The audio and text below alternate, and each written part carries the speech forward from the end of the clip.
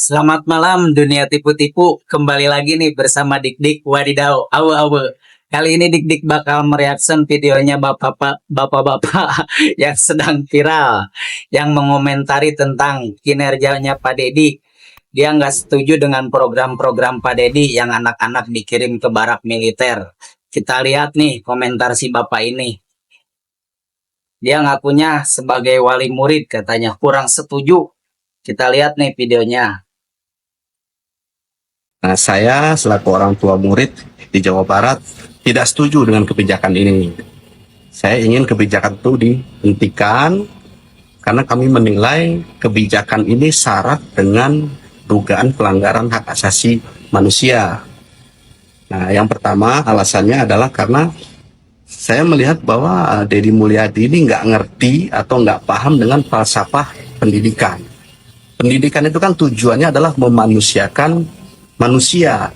Artinya anak didik itu bukan tanah liat atau benda yang harus dibentuk, tapi anak didik itu adalah subjek atau manusia yang harus dibimbing atau ditumbuhkan potensi tumbuh kembang serta bakatnya, bukan dibentuk. Nah, permasalahan kenakalan sebetulnya, kenakalan remaja itu menurut kami ya, orang tua siswa ini, kenakalan siswa itu karena mereka tidak didengar. Kemauan mereka, permasalahan mereka tidak didengar, dan itu tugas dari guru dan orang tua. Nah, itu tadi video komentar dari si bapak ini yang kurang setuju dengan programnya Pak Deddy, Bapak Aing. Kalau menurut Dik-Dik sih programnya Pak Deddy bagus ya. Maksudnya yang tadinya anak-anak suka tawuran, suka mabok-mabokan, setelah masuk barak militer, bagus dia jadi rajin, bangun pagi, rajin ibadah juga tuh, sholat subuhnya terjaga mungkin ya. Terus dari mulai jam makan siang berolahraga, lebih disiplin lah, dididik lagi, karakternya bagus. Kalau menurut Dik-Dik sih, si bapak ini harus survei dulu gitu ke lapangan, lihat program di dalam barak militer tuh apa aja gitu kan. Jangan cuma langsung komen gitu, dilihat dulu sebelum komentar gitu ya, dipahami dulu di barak militer tuh ngapain aja anak-anak ini, jangan langsung komentar melanggar HAM. Melanggar HAM-nya dari mana? Emang didinya digarabotan bodak pante beren ku TNI ge. Malah didinya dibere dahar, dibere susu tuh. Melanggar HAM-nya dari mana gitu Pak. Aduh si bapak mah ngakunya dia perwakilan dari wali murid. Kalau Didik sih komentarnya bapak ini kurang setuju ya kalau menurut Didik gitu. Jadi harus ditelusuri dulu kebenarannya benar apa enggak tuh melanggar HAM. Ternyata kan tidak. Setelah Dik-Dik nonton gitu video-video anak yang di barak militer, malah di sana dia jadi rajin, bangun pagi, dikasih makan, berolahraga biar lebih sehat. Bagus sih kalau kata Dik-Dik mah ya. Dari mana melanggar HAM-nya Pak? Aduh si bapak mah. Nah ini juga ada komentar nih dari netizen. Komentarnya keren nih dari netizen nih. Oke kita tonton nih video komentarnya dari netizen. Betul Pak, menyalahkan wewenang, menyalahgunakan wewenang Pak. Karena di Indonesia itu tidak usah ada orang-orang baik, orang jahat semua aja. Dan sekarang yang jadi pertanyaan saya adalah ketika anak-anak tawuran, ketika ada korban pembacokan, apakah Anda turun tangan? Apakah Anda turun ke lapangan? Apakah Anda ikut bertanggung jawab? Enggak, Anda hanya bisa menggonggong di sosial media dan Anda menentang apa yang dilakukan yang terbaik oleh Gubernur Jawa Barat. Pertanyaan saya adalah, apa yang Anda sudah lakukan untuk Jawa Barat? Kalau hanya sebuah omongan tanpa tindakan, semua orang juga bisa, Pak. Tapi Anda tidak pernah berpikir bagaimana masa depan anak-anak untuk jadi yang terbaik di Indonesia. Anda juga tidak pernah berpikir bagaimana anak-anak Indonesia ke depannya. Yang Anda pikirkan melanggar. Anda ngomong Apa yang dilakukan oleh Kang Deddy Mulyadi itu melanggar hak asasi manusia. Orang HAM-nya aja ngizinin kok.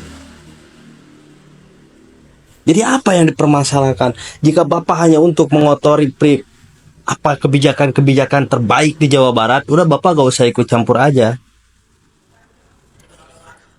Saya tahu Pak, orang-orang seperti itu bukan asli orang Jawa Barat, tapi rata-rata orang pendatang.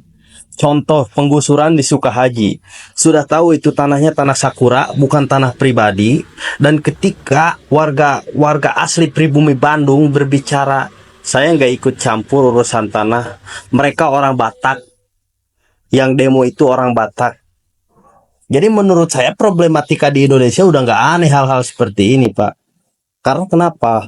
Orang-orang yang di atas itu tidak mau ada kebijakan-kebijakan yang baik yang terjadi dan diterapkan di Indonesia. Karena apa? Di Indonesia itu hukumnya ringan.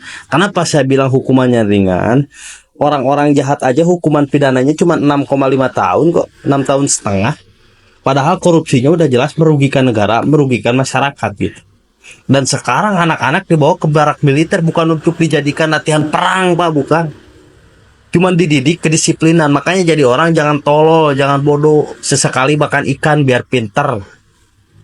Jengkel saya, jujur, jengkel aja. Kenapa sih hal-hal seperti ini harus diperbincangkan dan harus dipermasalahkan gitu?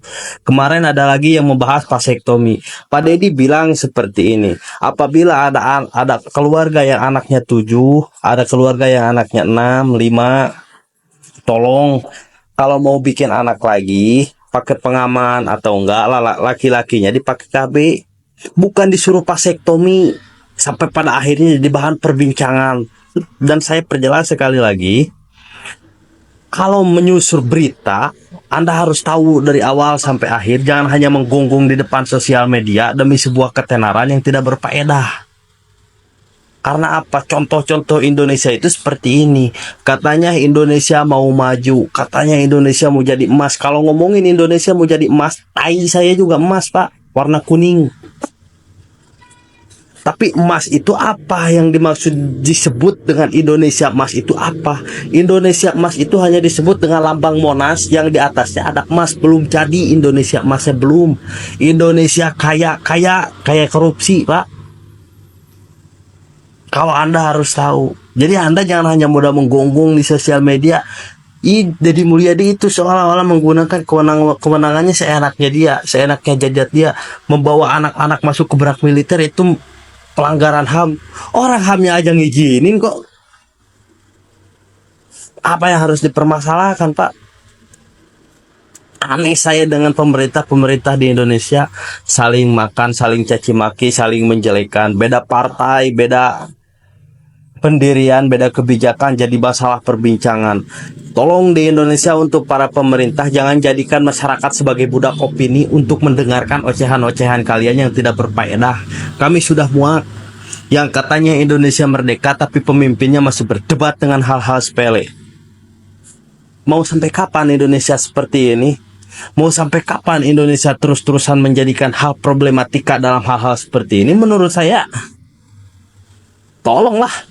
Hal-hal yang udah bijak, hal-hal yang udah baik itu harusnya ditingkatkan, bukan malah jadi bahan perdebatan. Mau jadi apa Indonesia ke depan kalau terus-terusan seperti ini? Demo mahasiswa, tawuran anak-anak sekolah, apa KPAI dan perlindungan anak turun ke jalan? Apa KPAI dan perlindungan anak ikut bertanggung jawab? Gak ada. Mereka hanya menggonggong, ini saya ikut sedih, tapi mereka tidak pernah merasakan sedihnya orang tua yang jadi korban. Mereka tidak pernah merasakan sedihnya orang tua yang menjadi anaknya jadi pelaku taburan.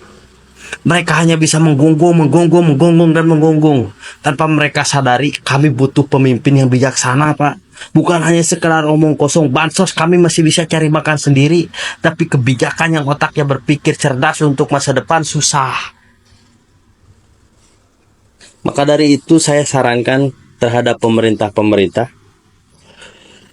berhentilah kalian berdebat dan jangan membuat masyarakatnya seperti boneka. Dan ingat satu hal lagi, untuk pribadi saya tidak bisa di-style siapapun dan tidak bisa disetir siapapun. Saya punya prinsip pendirian saya sendiri. Kalau Anda berpikir negatif tentang kebijakan yang saat ini dilakukan, saya berpikir positif. Dan satu hal lagi, kalau misalkan Komnas HAM melanggar atau melarang, Dan KPAI juga melarang, LPAI juga melarang. Saya berani taruhan, ayo kita turun ke jalan kapan-kapan. Lihat di tengah-tengah kota Bandung ketika malam hari. Mungkin segitu yang bisa saya sampaikan ya. Mudah-mudahan bisa disimak baik-baik dan kupingnya juga mudah-mudahan bersih biar bisa mendengarkan omongan saya. Terima kasih. Nah, itu tadi komentar dari netizen. Keren nih komentar dari si Akang ini. Dalam banget, ini kayaknya dari hati banget dia ngomong ya. Keren, apa yang telah disampaikan oleh netizen ini sangat bagus pokoknya. Keren banget. Mudah-mudahan si Akang ini jadi motivator nih buat dik-dik. Pokoknya keren, mantap. Jangan lupa ya, di like and di subrek, komen di bawah ini. Asik, komen. Terima kasih, segitu dulu aja. Next time pokoknya tonton terus video dik-dik ya. Support terus pokoknya. Hatur nuhun, sampurasun.